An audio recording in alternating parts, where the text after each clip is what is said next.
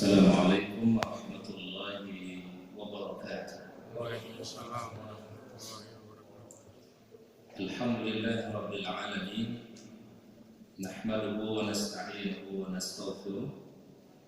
Wassalatu wassalamu ala asyrafil anbiya'i wal mursalin sayyidina wa nabiyyina wa habibina Muhammadin wa ala alihi wa ashabihi wa man tabi'ahu bi ihsanin ila yaumiddin, amma ba'd. Raditu billahi rabban wa bil islami dinan wa bi Muhammadin sallallahu alaihi wasallam nabiyya. Allahumma anta rabbi la ilaha illa anta khalaqtani wa ana 'abduka wa ana ala ahdika wa wa'dika mastata'tu. A'udzu bika min syarri ma sana'tu, abu'u laka bi ni'matika 'alayya wa abu'u bi dhanbi faghfir li fa innahu la yaghfiru dzunuba illa anta. Hadirin kaum muslimin rahimakumullah, alhamdulillah, marilah senantiasa kita memanjatkan puji dan syukur kepada Allah Subhanahu wa taala. Di kesempatan siang hari ini kita bisa memenuhi panggilan Allah taala melaksanakan salat zuhur berjamaah, dan kita lanjutkan duduk sejenak, beriktikaf sejenak di masjid dan juga di majelis ilmu ini. Mudah-mudahan apa yang kita laksanakan pada hari ini, bekerja kita, aktivitas kita menjadi catatan amal yang terbaik di sisi Allah Subhanahu wa taala. Alladzi khalaqal mauta wal hayata liyabluwakum ayyukum ahsanu amalan wa huwal azizul ghafur. Salawat dan salam kita sampaikan kepada uswah hasanah kita, teladan kita yang mulia, baginda Nabi Muhammad sallallahu alaihi wasallam. Mudah-mudahan salawat dan salam kita untuk beliau kelak pada yaumul akhir kita mendapatkan syafaat dari Rasulullah Muhammad sallallahu alaihi wasallam. Allahumma shalli wa sallim ala nabiyyina Muhammad. Hadirin kaum muslimin rahimakumullah, ada sebuah riwayat yang sahih dari Rasulullah sallallahu alaihi wasallam. Pada satu ketika Nabi sallallahu alaihi wasallam sedang istirahat di dekat Ka'bah Baitullah beralaskan tikar.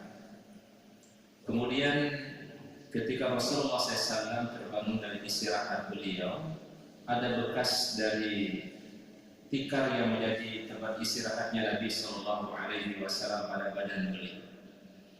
Sayyidina Abu Bakar As-Siddiq radhiyallahu anhu kemudian menawarkan sesuatu kepada Nabi SAW.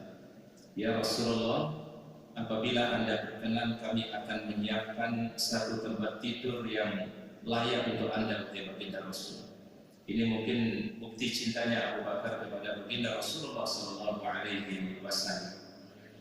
Maka kemudian baginda Rasul mengatakan, "Mali walid dunya illa qarajulin istawalla tahta syajaratin thumma raha wa tarakaha." Aku dan dunia ini, sabda Nabi sallallahu alaihi wasallam, seperti seseorang yang sedang menempuh perjalanan panjang. Lalu ia istirahat sejenak, kemudian dia akan melanjutkan perjalanannya menuju sesuatu yang lebih hakiki lagi, menuju Allah Subhanahu wa taala.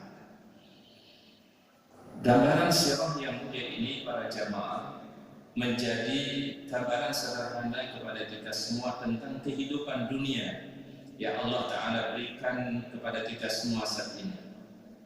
Artinya adalah Allah Ta'ala amanahkan kita hidup di dunia ini punya tujuan yang mulia. Tidak ada lain kecuali hanya ibadatullahi wahdah, penghambaan kita kepada Allah Subhanahu wa taala. Bahkan dalam sebuah riwayat, Sayyidina Abdullah bin Umar pernah mendapatkan wasiat dari baginda Nabi sallallahu alaihi wasallam. Jadi satu ketika Abdullah bin Umar dipanggil oleh Nabi, kemudian dipegang pundaknya oleh Rasulullah SAW, kemudian baginda Nabi berkata, "Kun fid dunya ka'annaka gharibun aw 'abiru sabil." Jadilah engkau di dunia ini, sabda Nabi, seperti orang yang asing. Jadi kita di dunia ini asing. Aw 'abiru sabil, atau seperti orang yang sedang menempuh perjalanan panjang. Lalu Sayyidina Abdullah bin Umar mendengar pesan Nabi sallallahu alaihi wasallam, beliau kemudian menyampaikan satu kalimat yang diabadikan di dalam sebuah athar, ya.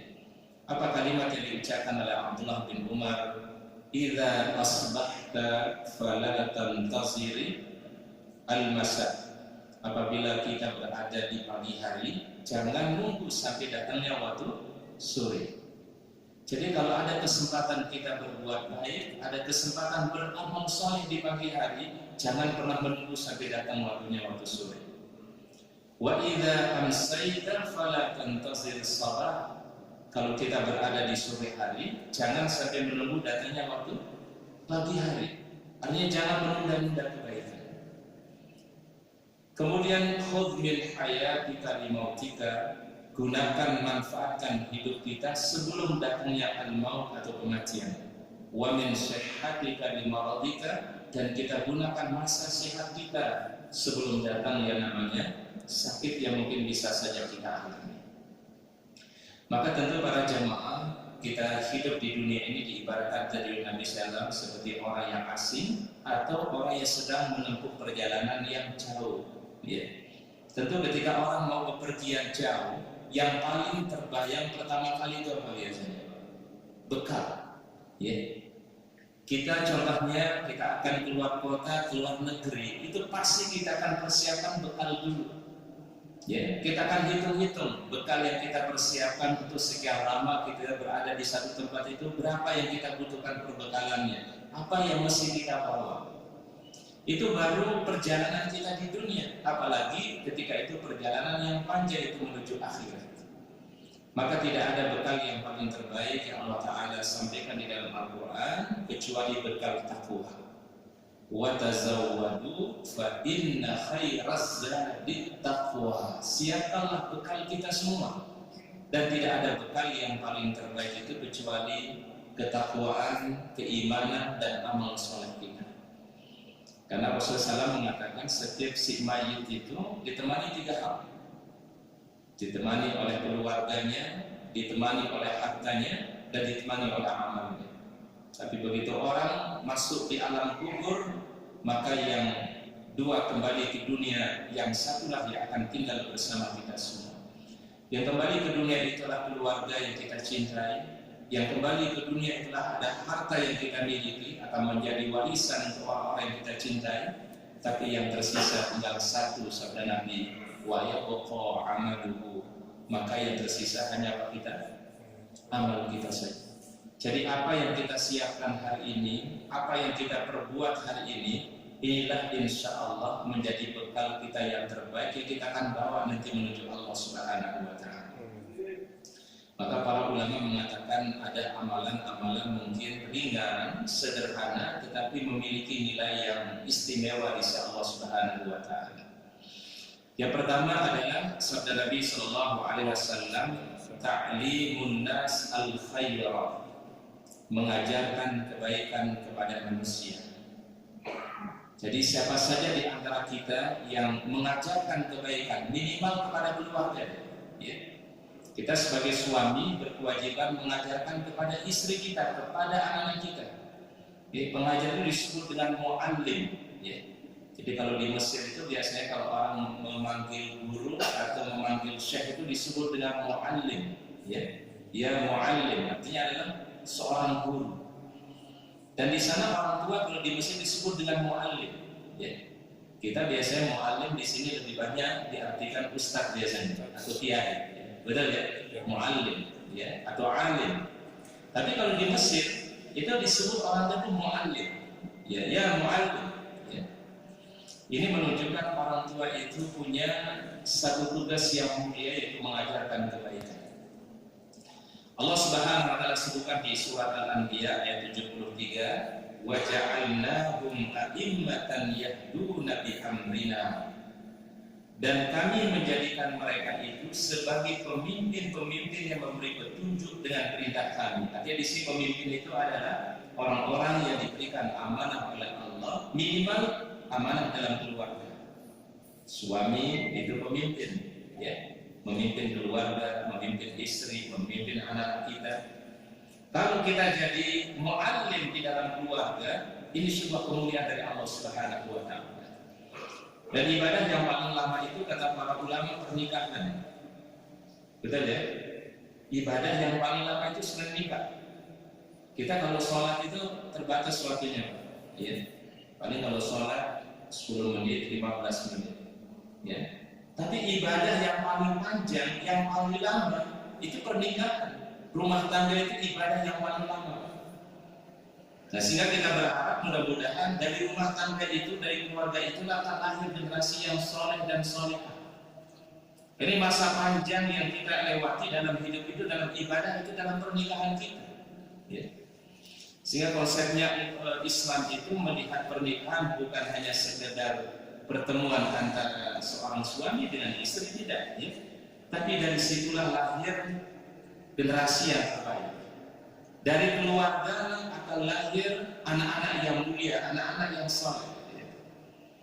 Sampai ada satu bait syair itu yang pernah diungkapkan oleh Ahmad Asyauqi mengatakan al-ummu madrasatul ula in a'dadaha a'datta sya'ban tayyiban a'raqi. Al-ummu itu artinya apa? Ibu, ya.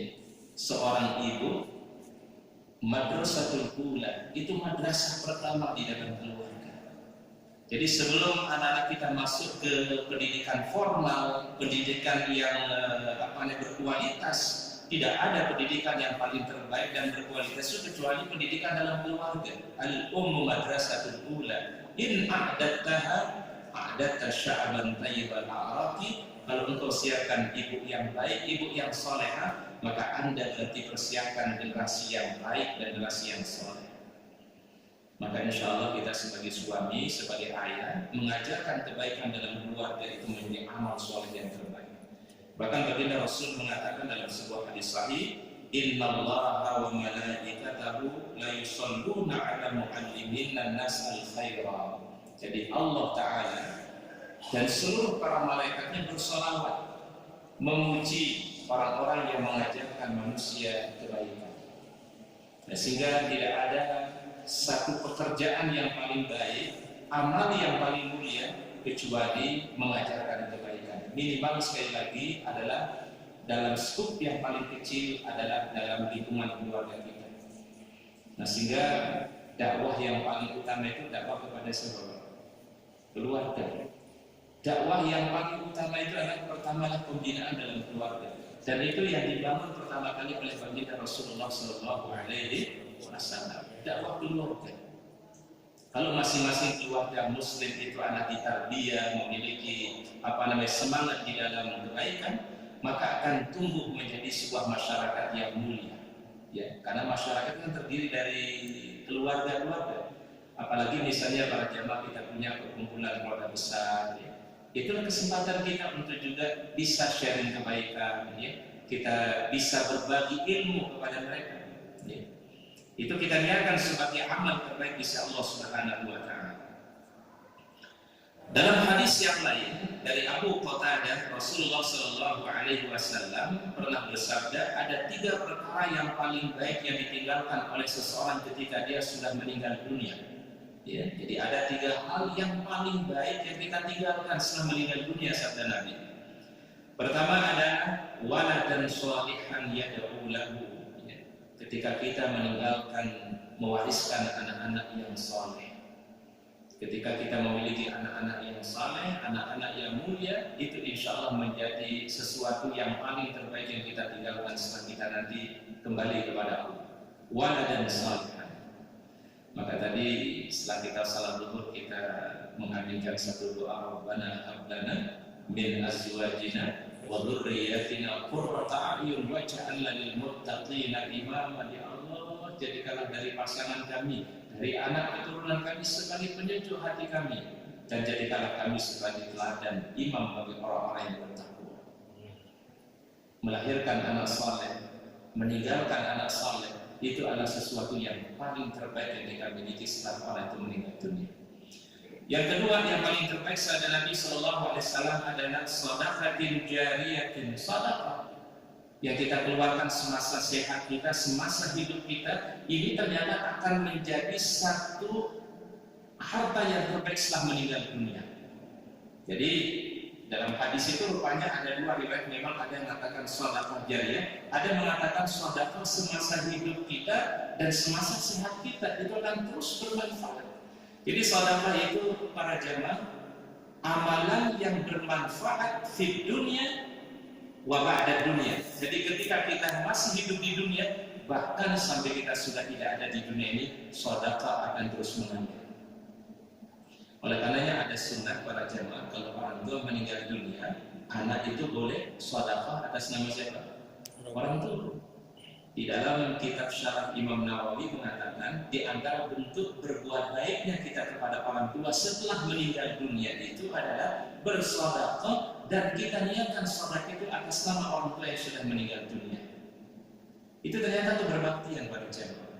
Bahkan Imam Nawawi mengatakan jangan lupa setiap kita bersedekah, setiap kita berbagi, diniatkan sedekah itu juga untuk orang tua kita.